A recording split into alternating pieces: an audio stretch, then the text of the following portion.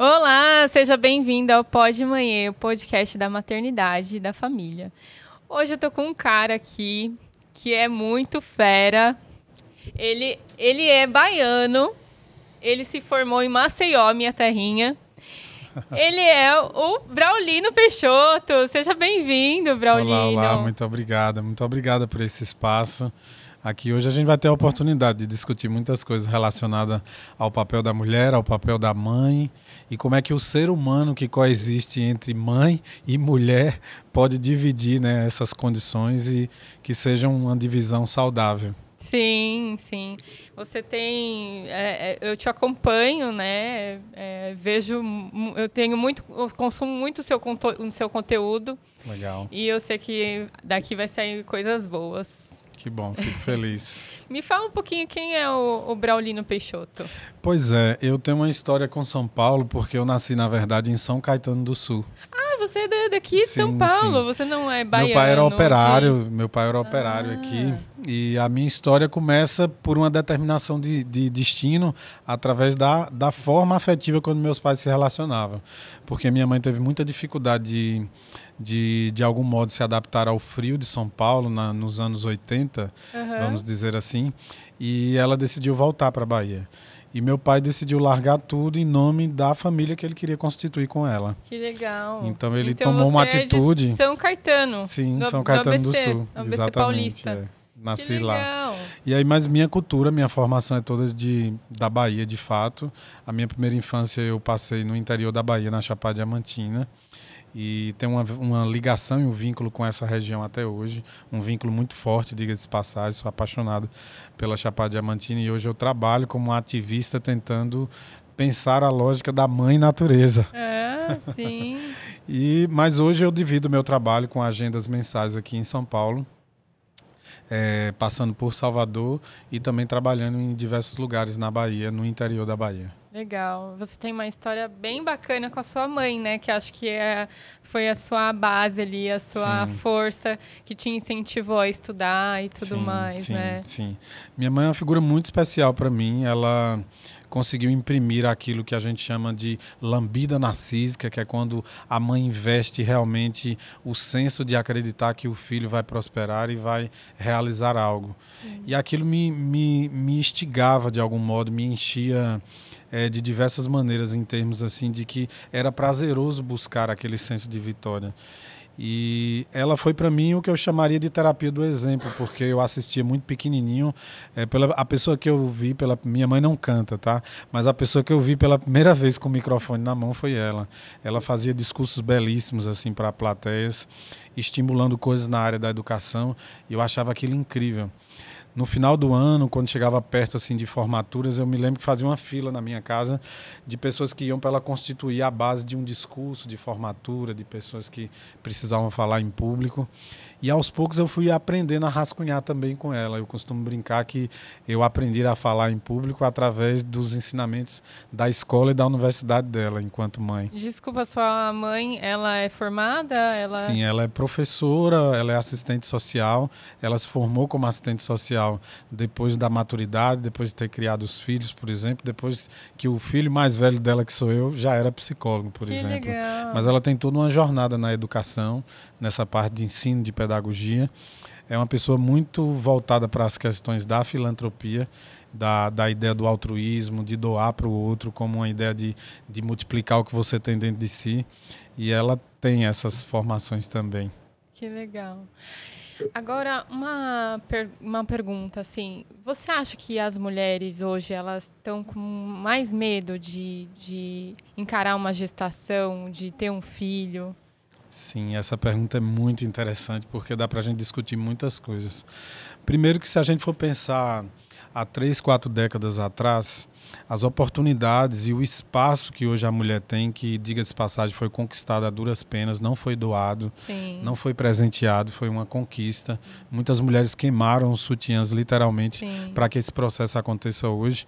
Só que as mulheres, com o seu senso, que eu acho que é neurobiológico, ela nunca abriu mão do processo da cria, do processo da criação e da gestação, por assim dizer. Então, em algum momento, a tomada de consciência da mulher de que o processo de trabalhar, de ter um espaço social, uma conquista, de poder ter liberdade, autonomia, liderança, que eram características muito predominantemente masculinas, começam a se chocar também com as responsabilidades, principalmente em termos maternos. Então a gente vê antropologicamente, socialmente, que a mulher vem evoluindo para a tomada de decisão de não ter tantos filhos como era antes, porque até então parecia que a função era só aquela. Era só aquela, né? Eu falo e discuto isso em vários ambientes, que o mundo está em um processo de transformação. Eu digo que nós estamos no olho do furacão e os ventos desse furacão sopram a favor das mulheres. Eu defendo, inclusive, que para que o mundo não entre em colapso, a liderança do mundo hoje deveria ser feminina. Eu também acho. Tá? Só que esse processo acaba realmente chocando com o senso da maternagem. Por exemplo, me vem agora aqui uma notícia que me chocou muito há 2 meses atrás, quando eu vi que não existe uma legislação no Brasil que possa discutir o direito, por exemplo, da licença maternidade para uma mulher que é política. Isso aconteceu porque uma prefeita brasileira engravidou no seu mandato e foi mãe, e nasceu a polêmica, o processo. Como é que vai ser isso? Sim. Ela é prefeita da cidade, tem uma série de agendas que precisam ser cumpridas, e ela também é mãe, precisa amamentar. E como é que vai ser esse processo? Um pouco antes, o parlamento brasileiro viu, e algumas pessoas mais conservadoras entraram num processo que eu chamo de choque, quando viu uma parlamentar discussando e ao mesmo tempo amamentando sua cria no próprio púlpito, né, da Assembleia. Então, assim, são situações que eu não chamaria de polêmicas, mas que traz uma reflexão, choca de algum modo, chocam os machistas principalmente. Exatamente. E quando eu falo machistas, eu estou falando de homens e mulheres machistas. Sim, que existe muita mulher machista. Né? Existe muita mulher ainda com um discurso numa formação pautada em algumas teorias baseada em algum senso cristão. Não vou discutir nada de religião aqui, mas baseada em algum senso cristão, como se a função feminina estivesse soberana em relação às questões da maternidade. Hoje, do ponto de vista psicológico, a gente sabe que a mulher é capaz de executar com eficiência muitas coisas. Aliás, qualquer outra coisa que um homem faça, uma mulher também pode fazer. A gente passa também, permeia o amadurecimento financeiro em relação a isso, porque é muito comum que mulheres, inclusive em altos escalões executivos, não ganhem tanto quanto os homens.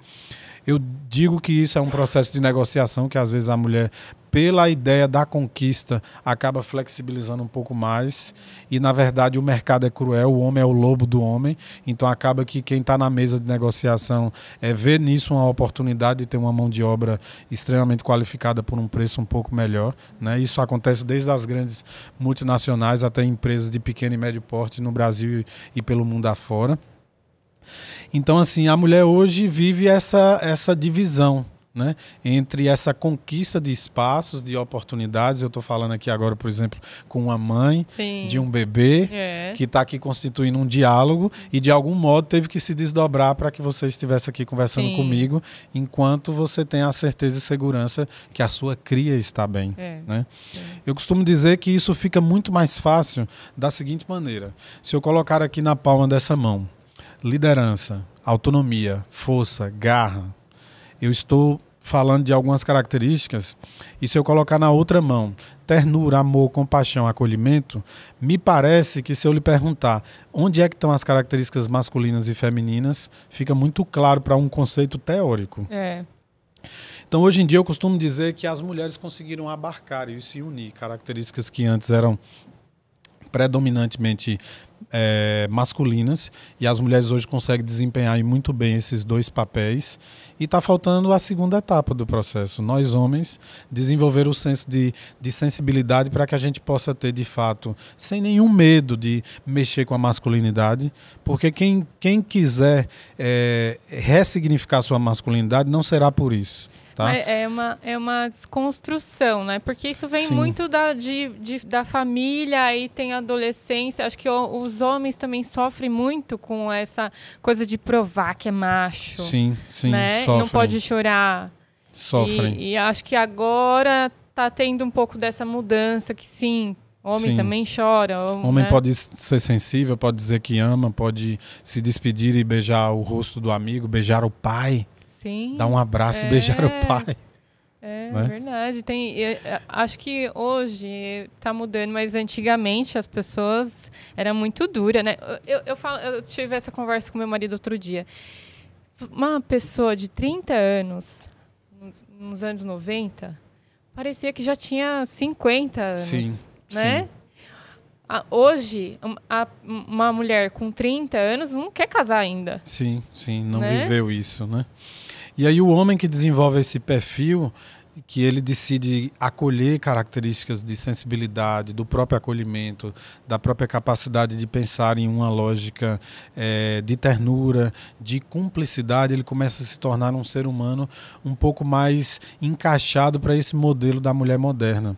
Por exemplo, eu ouço há algumas semanas atrás a entrevista de uma mulher dizendo: eu não sei o que seria de mim com tudo que eu tenho a fazer depois que eu ganhei bebê, amamentando, se o meu marido não estivesse ao meu lado. Porque todas as vezes que psicologicamente eu me senti frágil, ele chegava e dizia: eu estou aqui com você. Ele acordava à noite, colocava o bebê no meu colo para amamentar, e eu adormecia junto com o bebê, e ele tirava e acolhia nós dois. Esse senso de aconchego não tem preço. Sim. Eu não consigo imaginar o que é a sensação de uma mulher que vive uma experiência tão transformadora como é a maternidade, sem um suporte dos 50% da carga genética que se carrega ali naquela outra vida, naquele outro ser humaninho que acaba de estrear na vida, que não anda, que não fala, que depende de nós de uma maneira tão direta e sutil ao mesmo tempo, né? Porque o bebê precisa de 7 anos, de fato, assim, a gente até discute nas terapias do setênio de vida, que a cada 7 anos as pessoas, os humanos, eles precisam cumprir um ciclo de renovação celular, e isso determina coisas muito fundamentais, assim, do dia que você nasce até os 7 anos, que é quando você aprende a falar, a andar, e as coisas têm que se desenvolver saudavelmente a partir disso. Senão já há uma preocupação, né? Principalmente das mães. Será que é saudável? Já tem 2 anos meu filho não fala ainda? Será que ele tem autismo? Já tem 2 anos e ele aprendeu a andar muito rápido, mas a fala não está tão desenvolvida. Será que ele é hiperativo? Então vem uma série de dificuldades hoje e de coisas que é do mundo moderno, né? Eu ia te fazer essa pergunta. Essas doenças, elas sempre existiram? Eu não sei se é doença, é um transtorno, não sei como falar isso. Sim. Mas sempre existiram e agora que se fala sobre ou não? São coisas modernas de hoje? As duas coisas. O TDAH sempre existiu, o autismo também. A interpretação e a capacidade de maturidade das ciências, psiquiatria, neurologia, neuropsicologia, a própria psicologia e outras ciências afins, não tinha tanto instrumento como tem hoje, tá? Então, assim, identificar e fazer o diagnóstico fica cada vez melhor a cada dia. Mas também não justifica o crescimento estatístico do número de pessoas. Então a gente começa a discutir outras variáveis. Uma delas tem a ver com a forma como a gente se alimenta, que desde a idade da pedra mudou muito. O ser humano tem um divisor de águas quando ele começa a dominar o fogo, que ele não vive mais só de frutas, e ele começa a cozinhar raízes, e ali ele ganha o advento da força do carboidrato para crescer músculos e crescer estatisticamente. O Homo sapiens foi a raça, vamos dizer assim, a espécie que conseguiu isso, e matar animais e começar a comer proteína assada, por exemplo, ou cozida. Isso fez uma diferença imensa, mas depois, com a Revolução Industrial, a gente encontrou uma maneira que está voltada para o capitalismo para explorar a comida de uma forma muito forte. Eu brinco no consultório que tem 2 coisas que levam pessoas ao consultório da neurologia, da psiquiatria e da neuropsicologia.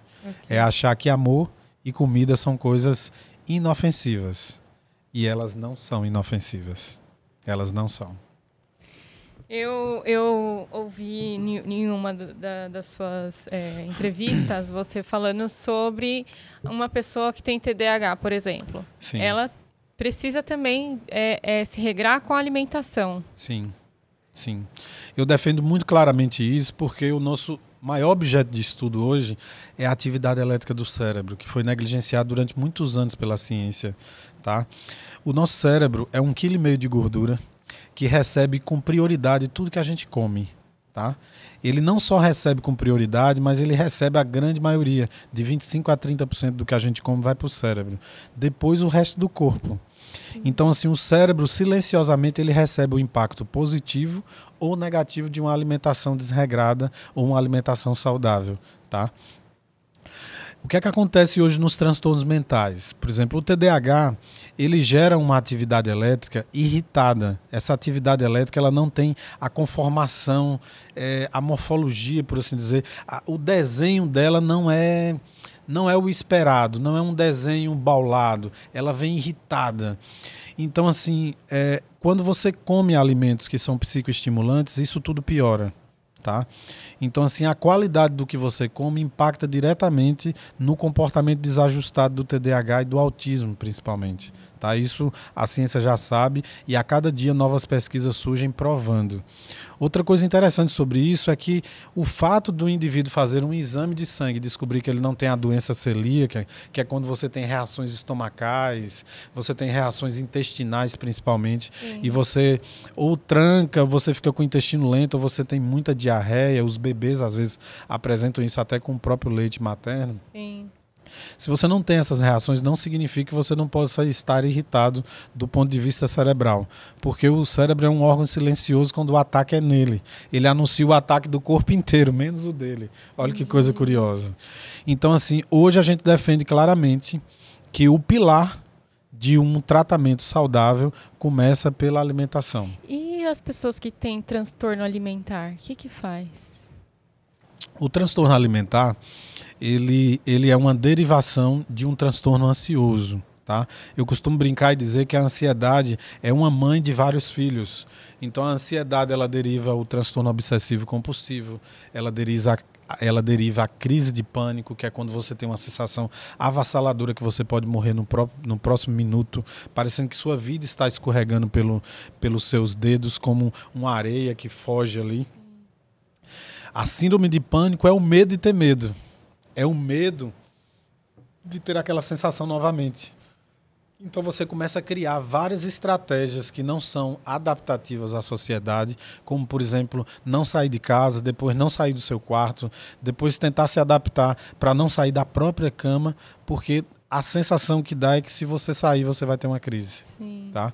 Então, assim, a ansiedade é essa derivação. Os transtornos de compulsão alimentar, ou bulimia, ou anorexia, eles são derivados desse fator ansioso. Eu passo por isso. Eu tenho um filho de 3 anos, Sim. que com 2 anos ele simplesmente parou de comer. Não come mais arroz e feijão, não come uma maçã, não come uma banana. Assim, 4 alimentos que ele come até hoje, até os 3 anos. Sim. O que passa numa cabeça de uma criança que ainda nem sabe o que é? Então, o cérebro é uma estrutura que, independente da consciência nossa, de humano, independente da idade que a gente tem, é uma estrutura pronta para aprender. Sim. E o cérebro está voltado para um processo que se chama medida do prazer. Então, assim, uma criança que começou a ser introduzidos às frutas e, de repente, ele toma um achocolatado, o cérebro dele dá uma explosão de sensações de bem-estar que é comparado, inclusive tem um estudo que mostra isso, se eu não me engano agora da Universidade da Califórnia, nos Estados Unidos, que compara os efeitos de sensações que o cérebro recebe a partir de um achocolatado em crianças de 3 a 7 anos, assim como o efeito da cocaína em adolescentes de 20 a 27 anos, por exemplo. Tá? Então a explosão neuronal, ela traz medidas de prazer imediato muito forte.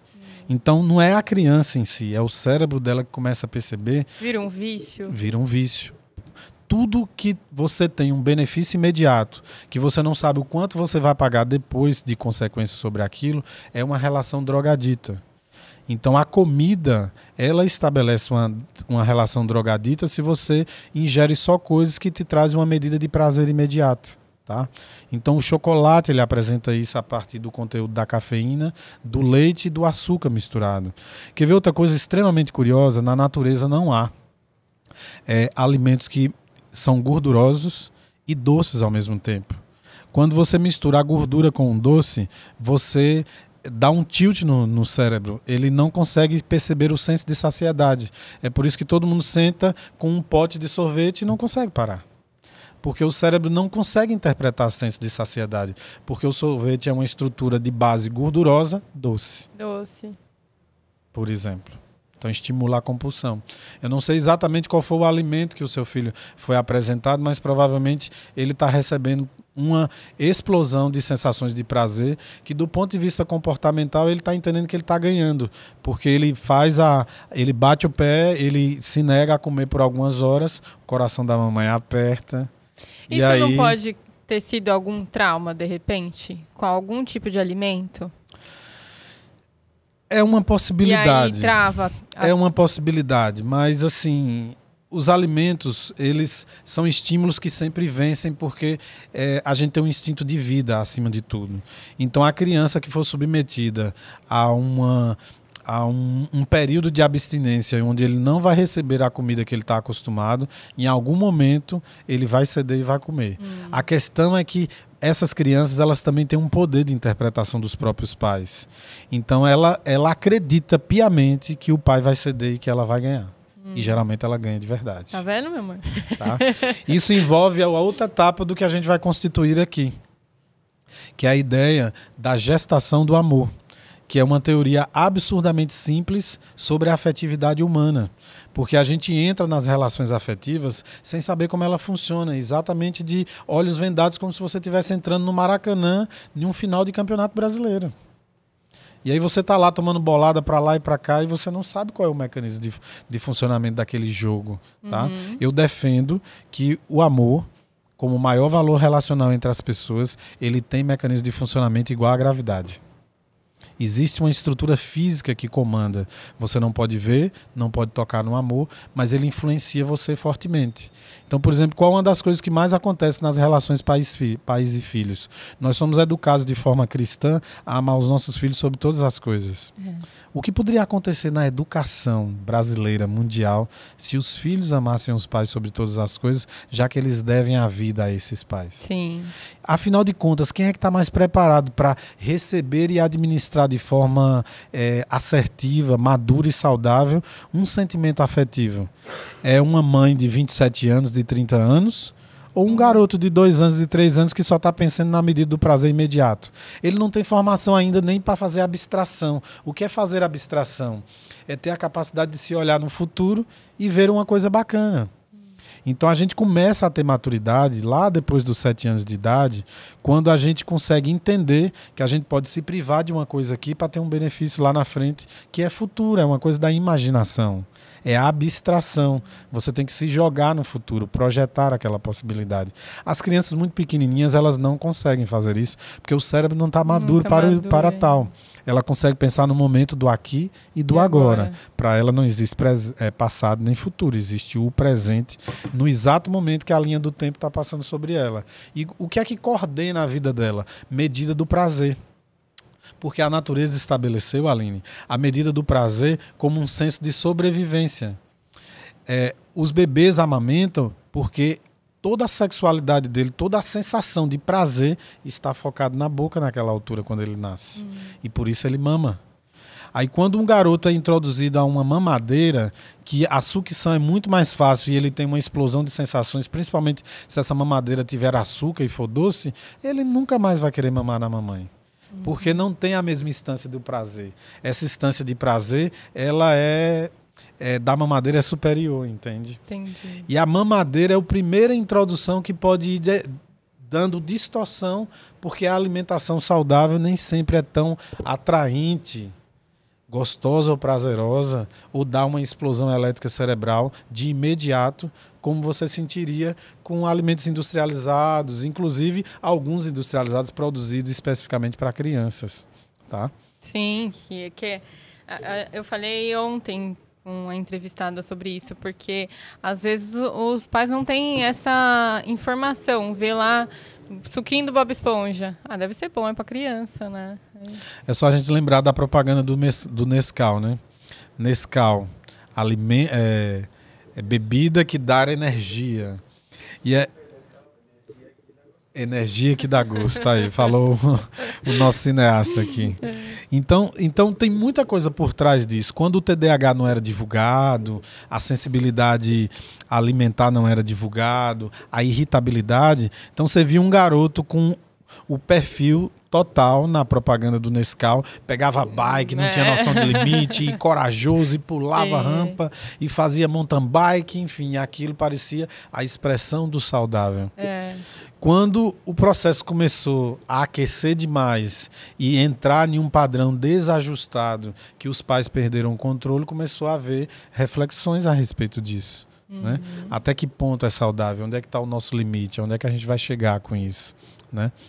Então, assim, esses contextos acabam trazendo uma reflexão muito maior. A gente começa a dizer, inclusive, que em alto escalão executivo, do ponto de vista capital, de negócio, a Big Food, a grande indústria alimentar, se relaciona profundamente com a Big Pharma, a grande indústria farmacêutica. Entendi. O problema que é gerado por uma é a solução, do outra. Vários alimentos, a partir inclusive dos polivitamínicos, abrem um senso de apetite nas crianças que não se sabe até onde é saudável. E com esse senso de apetite, a primeira necessidade que a criança tem é de alimentos que têm benefícios imediatos.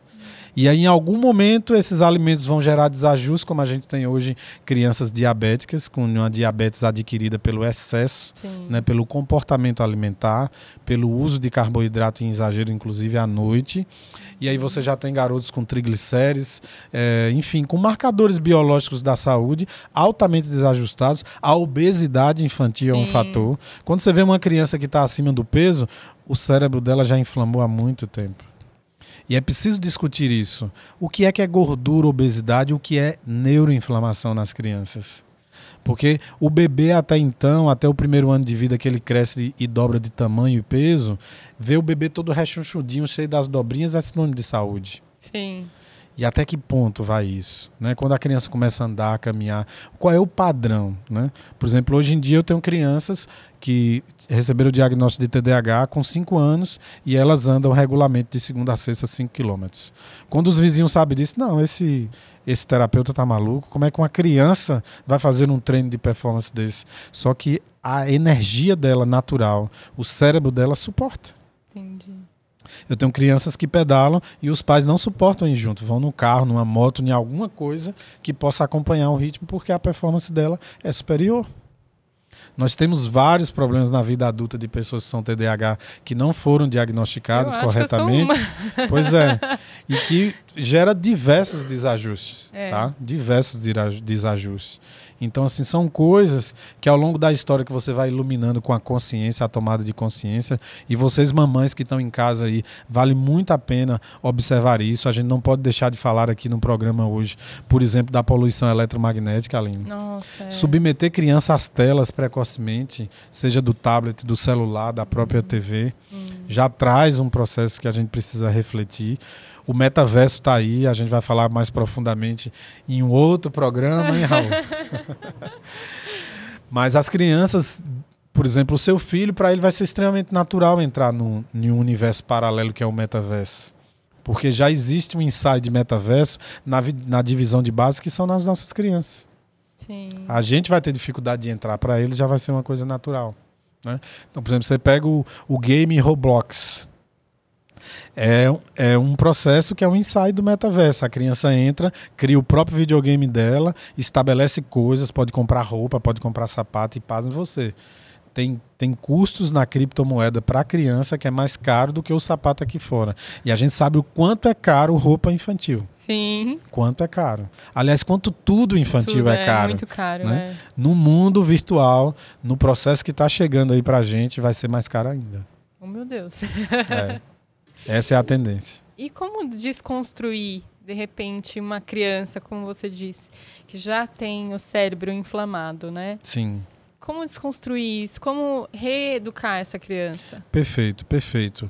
O primeiro processo, que parece ser simples, seria a dieta restritiva, que é muito bem hoje organizada por um processo chamado de modulação intestinal, realizado por nutricionistas habilitadas, conectados com uma equipe multidisciplinar, que tem a neurologista, neuropediatra, neuropsicólogo, tá?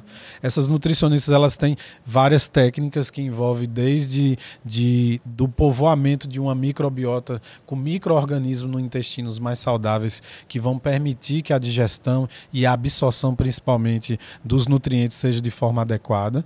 Mas aí entra também o lado comportamental, que é o desafio de todos os pais. A criança bate o pé, ela fica com fome por horas e horas e horas, diante do prato, trava a boca e não come. Então, assim, muitas vezes, o primeiro preparo é com os pais. Com os pais. Então, por exemplo, eu chego no consultório, estou no consultório e recebo uma família com um desafio como esse. Se eu percebo que a fragilidade emocional da mãe ou do pai ou de ambos está muito grande, eu tiro a criança da sala e olho no fundo dos olhos deles e digo assim: até que ponto vocês estão dispostos a ir para ver o filho de vocês melhorar? A maioria massacrante diz: eu faço de tudo, doutor. Eu disse: pois é. Então, o primeiro passo são 10 sessões com vocês dois. Deixa ele em casa durante 10 semanas. Mas como assim? A gente precisa de uma resolução imediata para ele está passando mal. A resolução vai vir através de vocês. A terapia vai chegar para ele através de vocês. Por exemplo, hoje tem médicos integrativos, quero lembrar aqui do Dr. Gustavo Sissan, um médico integrativo que está lá em Salvador, que ele, por exemplo, criou um protocolo que a princípio parece chocante, mas no final é magnífico. Ele só trata a criança que ele trata os pais. Porque ele sabe que não vai ter resultado se os pais não tiverem a cultura do tratamento. Porque não é um tratamento, Aline, é um estilo de vida constituído. Eu lembro aqui, por exemplo, de uma família que você pode visitar no Instagram, que seria ótimo eles virem aqui no seu programa, que é uma família que eu tenho muita estima, da Cassiana e do William. Eles são pais de 2 crianças lá no Rio Grande do Sul e eles são chamados de família low carb. As crianças não consomem, não tiveram contato com açúcar, com carboidrato. O William é médico, a Cassiana é administradora, e eles fazem um trabalho assim que é considerado de grandeza para esse processo. Tem muitos pais que não sabem nem como começar, né? Exatamente. E é nessa hora, às vezes não tem como, tem que procurar ajuda profissional realmente. Sim. Porque há um senso de persistência e de encorajamento da criança que ela vai conseguir vencer. E você acha que a criança muitas vezes manipula os pais? Sem sombra de dúvida. Sem sombra de dúvida. Antes mesmo de andar. Vou te dar um exemplo. Uma universidade espanhola fez uma pesquisa muito curiosa, extremamente elegante, apesar de ser simples. Colocou câmeras em um quarto escondido e disse assim: ó, a gente está fazendo uma pesquisa de estudo comportamental com pais que estão com crianças acordando várias vezes à noite, com problema para dormir. E vocês vão dormir nesse quarto, é super aconchegante e tal. E vocês vão ter uma cozinha de apoio, que era bem perto. Então a criança acordava chorando, querendo a mamadeira, a mãe ia com o chinelinho, o lep-lep dela na cozinha preparar, e a criança chorando. Quando a mãe se afastava, a criança parava de chorar. Quando ele ouvia que a mãe estava voltando, ela continuava a chorar. No outro dia de manhã, o pesquisador perguntava: qual foi a sensação que você teve? Como foi? Ela chorou do momento que você foi fazer a mamadeira até o momento que você voltou? Ela disse: foi isso, ela chora o tempo todo. Aí o pesquisador mostra as imagens gravadas. E os pais caem naquela surpresa.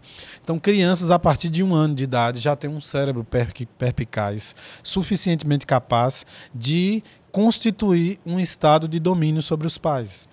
Porque a vida é um jogo, Aline. Todos os dias acontece coisa ruim na vida de gente boa, todo dia acontece coisa boa na vida de pessoas ruins.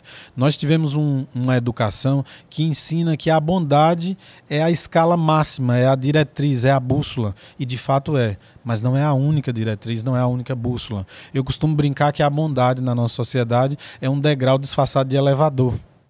Você sobe na bondade e acha que vai ganhar o reino dos céus dessa forma, e não é. Então você se choca, perde um ente querido, se vira para Deus e diz: como pode isso? Não acredito, eu fiz tudo certo. Por que eu tenho que sofrer isso agora? Por que eu perdi minha mãe tão cedo, sabe? Por que eu perdi meu filho? A dor de uma mãe perder um filho é uma das dores mais avassaladoras, até no consultório para você cuidar, entende? Então as crianças, de fato, elas vivem num processo que a primeira matriz é a instância familiar. E as crianças aprendem a jogar com os pais. E, lamentavelmente, às vezes os pais desaprendem. Ela desaprende a jogar pela cultura que os pais impõem na educação. Porque muitos de nós não temos consciência que a gente está dentro de um jogo. E a vida é um jogo. É o maior jogo de todos. O maior jogo de todos. Só que o amor é o jogo mais veloz de todos. E aí eu falo no amor nos mais extremos aspectos. Seja o amor de uma mãe para o filho, o amor conjugal, o amor fraternal e por aí vai. Então essa instância de sentimento, ela não pode se ver, não pode se tocar, mas ela tem um mecanismo de funcionamento, uma forma de funcionar, tá? Então, em linhas gerais, a criança nasce, ela tem uma sensação que tudo gira em torno dela, então ela se sente com a autoestima muito bem. Toda criança, salve muitas grandes exceções, por ela sentir que ela é o centro das atenções e de fato ela é em casa, e ela não tem dimensão do mundo lá fora, então ela tem uma autoestima muito boa. Então ela acha que o que ela quiser, ela tem direito de ter. Isso não é de todo ruim. A gente precisa balizar isso no game. Então os pais que têm um senso de que a vida é um jogo, ela treina os seus filhos. E a escola não é suficiente para isso. O jogo da vida não é aprendido na escola. Então, assim, quer ver uma base fundamental para isso, Aline? A frustração é estruturante para as crianças.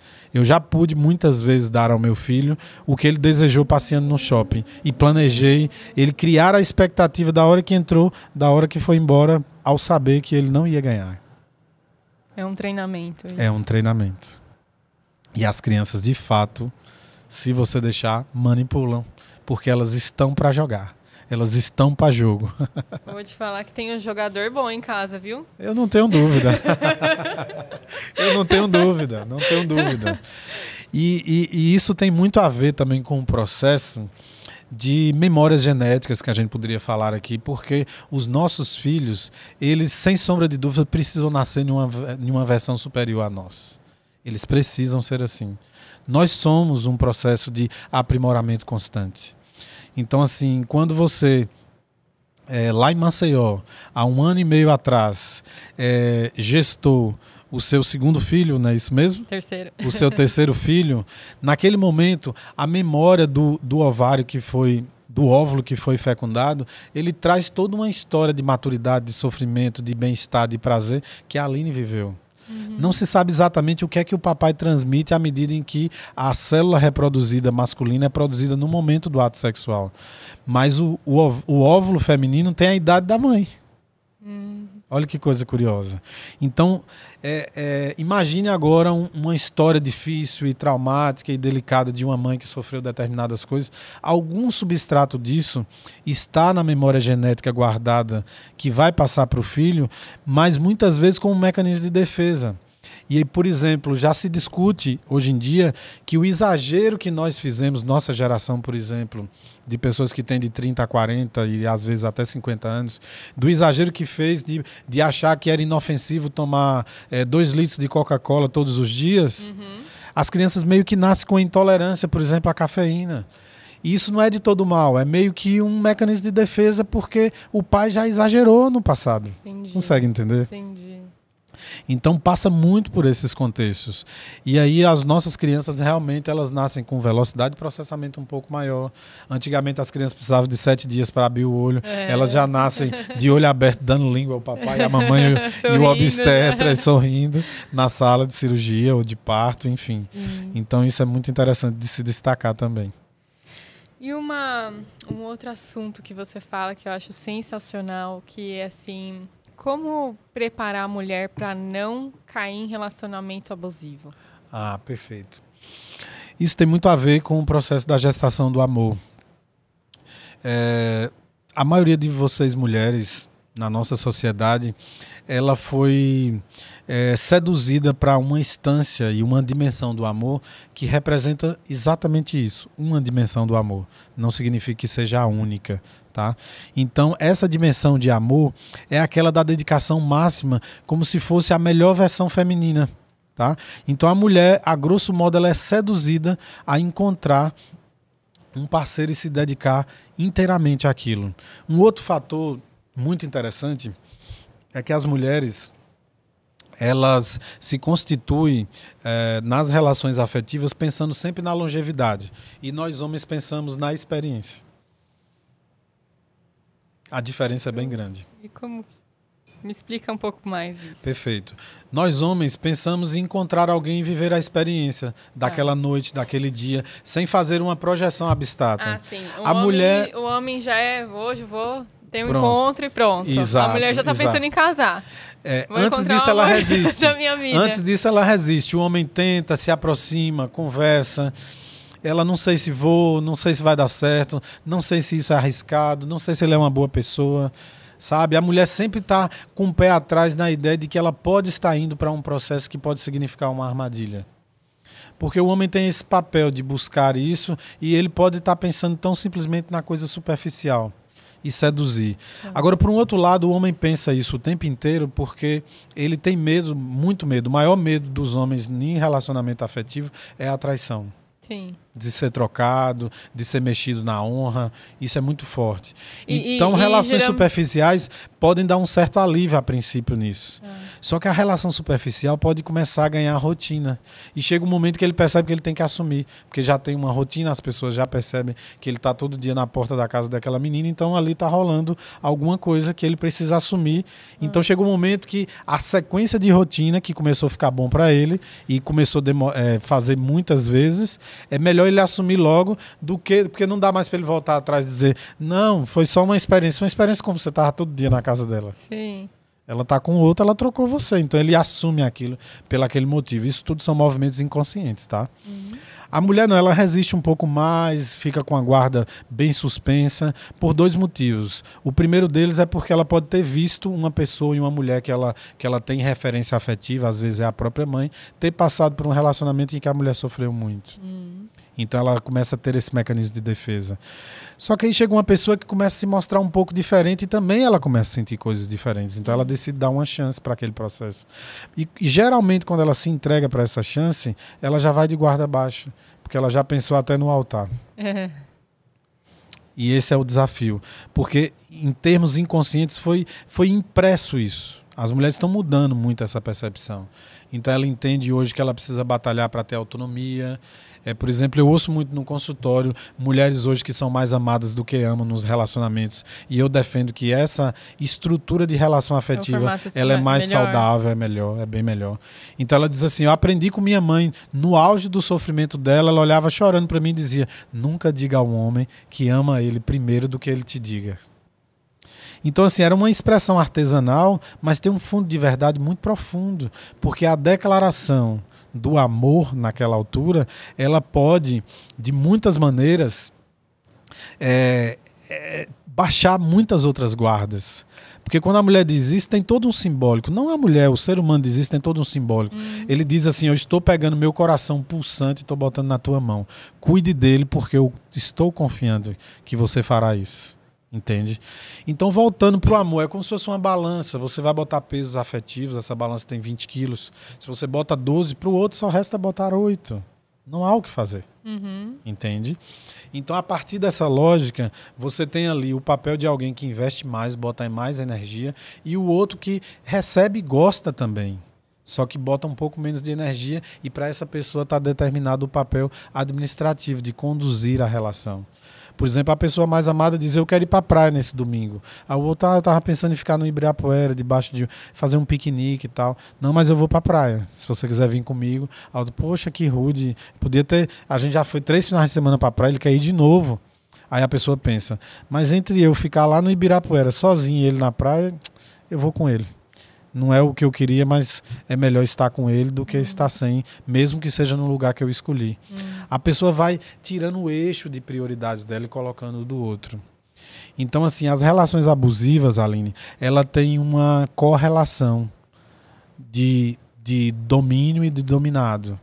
A pessoa se entrega, ela tem vínculo e geralmente essa entrega está relacionada porque quando a outra pessoa não está, porque ninguém fica fazendo abuso o tempo inteiro, quando ele está de boa e a agressividade está voltada para outras coisas, para ela significa proteção. Sim. Significa segurança. Olha que caso bem curioso, né? Dando um exemplo laboratorial envolvendo animais, mas é uma expressão que vale a pena e dá para a gente pegar como metáfora do comportamento humano. Eis que numa cidade como São Paulo, os comerciantes começaram a perceber que tinha um morador de rua que na sua companhia tinha um cachorro, que era o cachorro de estimação dele, e ele com as mazelas da vida, morando na rua, sabe lá o que estava acontecendo na cabeça dele, e antes de dormir todo dia ele dava uma surra no cachorro. E os comerciantes começaram a filmar isso com as câmeras externas dos seus comércios, das marquises, das calçadas onde ele ficava. Eis que os comerciantes se reuniram e decidiram convocar a polícia. A polícia ficou esperando e naquela mesma noite a mesma coisa ele fez. Batia no cachorro antes de dormir. Quando ele estava batendo no cachorro, a polícia chegou, abordou para prendê-lo, porque maus tratos a animais hoje em dia é crime no Brasil. Sim. E agora, como levar esse cachorro? O mendigo, o agressor, algemado, e o cachorrinho só ia no colo dele. O que é que significa isso? A zona de conforto, de confortável, não tem nada. Mas ela é um ambiente familiar. Você conhece a natureza do que lhe faz mal. Então você fica seguro em ficar na natureza que lhe faz mal, mas que você conhece, do que ir para o desconhecido. E isso terapeuticamente machuca muito, principalmente mulheres na terapia. Porque o lance de estar só, de como vai ser a vida, se vai conseguir um outro alguém, muitas vezes faz ela permanecer em uma zona de conforto que de confortável não tem nada, mas é familiar. Ela está acostumada com os maus tratos que ela já sabe levar. Ela já sabe o trejeito que ele vai chegar se ele beber. Ela já sabe como ele vai chegar do domingo do futebol se o time dele perder. Ela já sabe como ele vai chegar na quarta-feira se ele tomou mais um esporro do chefe e tem que engolir aquilo para não perder o emprego. Entende? Entendi. Então ela vai se adaptando àquilo. Onde é que está a tendência e a iluminação terapêutica? É você acreditar em si. Porque duas pessoas se relacionam saudavelmente quando você está feliz com você mesma. E aí estar com outro alguém é uma questão de escolha, não de necessidade. Se você domina a necessidade de estar com outro, você vai bem na sua relação. Se você é capaz de viver sem um Raul e o Raul sem você, vocês têm uma relação saudável. Porque vocês escolheram estar juntos. Sim. Um não precisa do outro na interdependência, porque acha que sem o outro a vida não vai fluir. Você acha que a maioria dessas mulheres que sofrem um relacionamento abusivo, ela tem medo de ficar sozinha? Muito. Mas não é só ficar só, é o medo do desconhecido de estar com ela mesma. Olha como isso é forte. A mulher que está nesse processo, ela chega em casa enquanto não chega ninguém, inclusive o marido abusador, opressor e por aí vai, ela liga o ventilador, a TV, o rádio, o ar-condicionado para ela sentir que ela tem... exatamente. E isso é não se gostar? É não gostar de estar só com consigo mesmo? É ter medo de si mesma. Porque a gente nunca está só, a gente está com a gente mesmo. E nós travamos os diálogos mais difíceis na frente do espelho, com a gente mesmo. Sabe aquela percepção do indizível, que é um julgamento? Poxa, será que eu sou isso? Será que eu tenho esse defeito? Será que eu vou conseguir? Deixa eu fazer um levantamento aqui. O que é que eu tenho da vida, de fato? Porque tudo é muito transitório. Quando você faz conta no que você tem materialmente... e aquilo chega um momento existencial que aquilo não vale de nada, se você não for algo para você mesma, você não tem nada. Isso é aterrorizante. Aterrorizante. E aí eu tenho uma salvação para isso. Antes eu dizia, quando você mergulha na profunda natureza do que te faz mal, você domina ela. Hoje eu digo, quando você mergulha na profunda natureza do que te faz bem ou que te faz mal, você domina ela. A gente precisa mergulhar na natureza das coisas boas também. Não só nas ruins. Sim. Por exemplo, eu conto para a história, ontem eu contava a história para uma paciente minha, dizendo para ela assim, eu ouvi de uma outra paciente, que depois da gente falar muito na terapia, ela disse, me veio um resgate.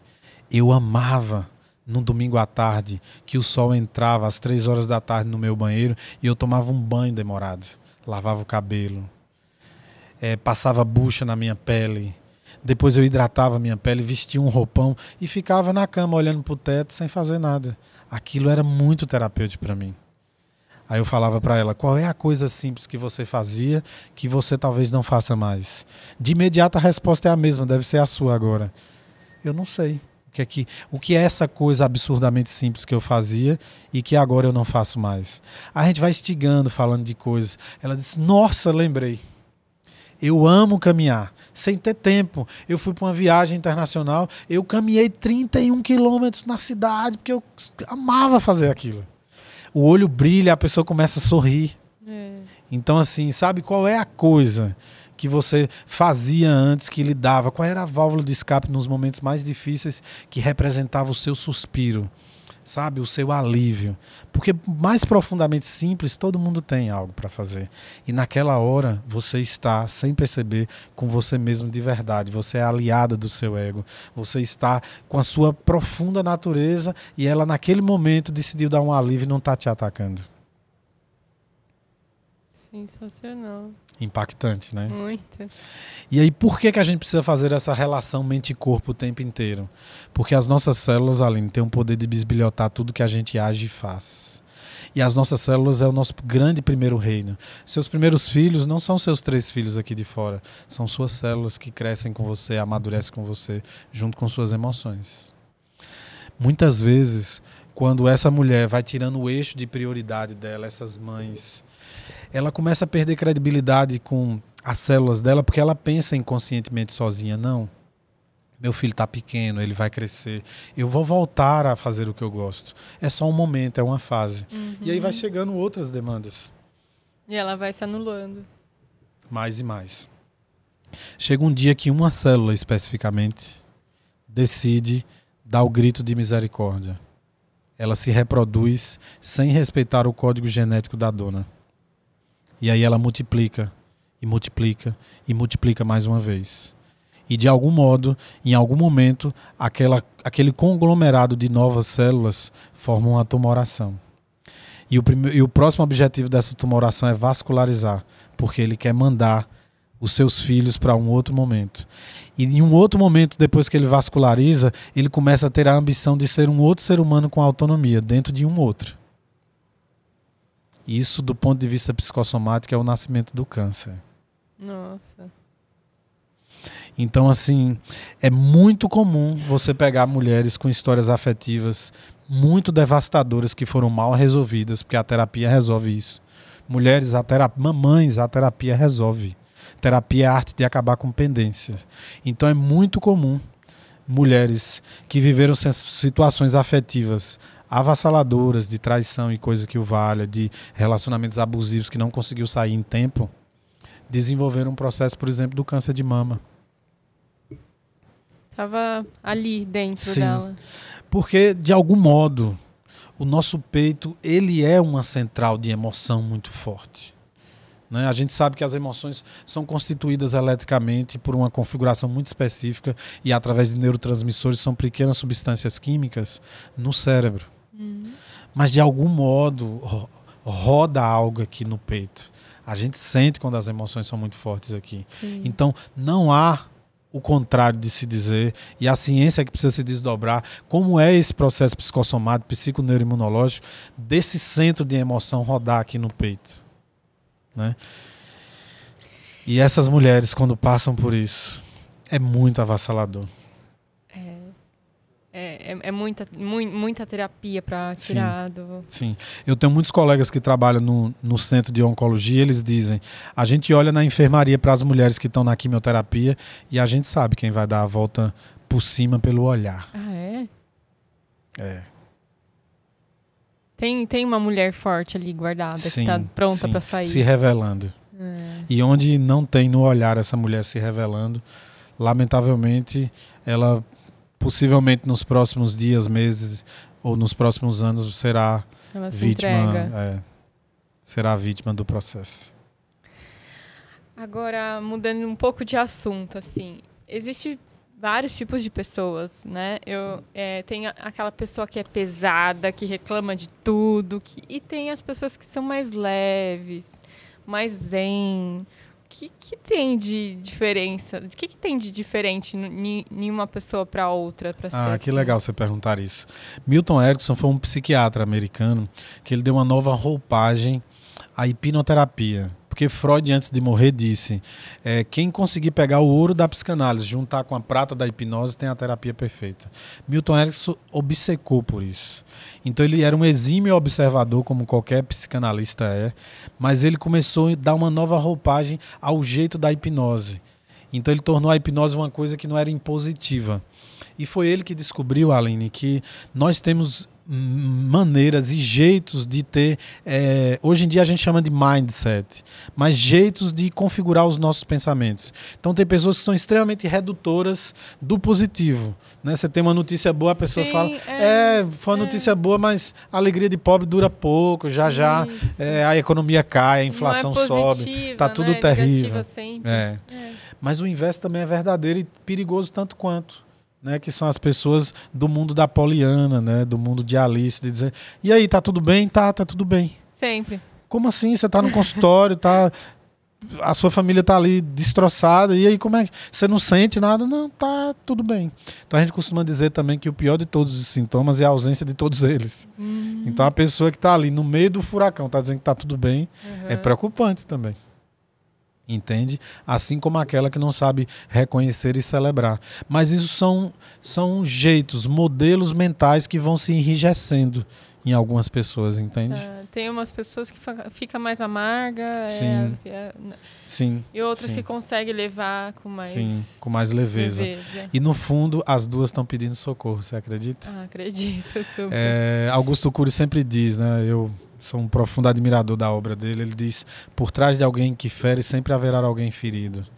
As pessoas amargas, elas anunciam para o mundo que um dia ela confiou demais e ela se frustrou, e aquele mecanismo de defesa se consolidou como uma carapaça, uma armadura ali para ela se sentir indefesa, para ela se sentir protegida. Imagine você. Isso é muito bom. Chegou ao fim nossa entrevista. É muito bom falar com você. Que bom, fico feliz. Obrigada por ter vindo no Pode Manhã. Estou realmente muito feliz. Sim. E logo vai ter a entrevista também com o Raul, né? Pois é. Hoje estamos na jornada aqui, round número 1, né? Já a gente tem o número 2.